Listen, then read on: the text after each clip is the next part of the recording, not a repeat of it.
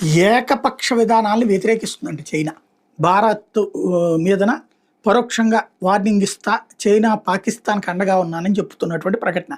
ప్రాంతీయ శాంతి సుస్థిరతలను పరిరక్షించేందుకు తాము కట్టుబడి ఉన్నామని పాకిస్తాన్, చైనా పేర్కొన్నాయి.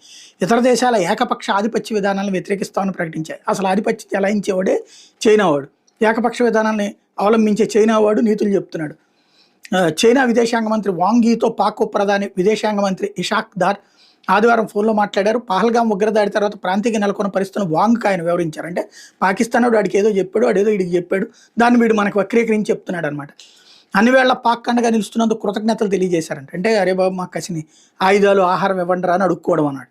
ఈ మీద కూడా అన్ని స్థాయిల్లో సన్నిహిత ద్వైపాక్షిక సంబంధాలు కొనసాగించాలని వాంగ్ దారి నిర్ణయించారు. అంతే తప్పించి భారతదేశంతో యుద్ధానికి చైనా సహకరిస్తానని ఏమన్నా ఉందా? బ్రిటన్ విదేశాంగ మంత్రి డేవిడ్ లామీతో కూడా ఇషాక్ దార్ ఫోన్లో మాట్లాడారు. ప్రాంతీయ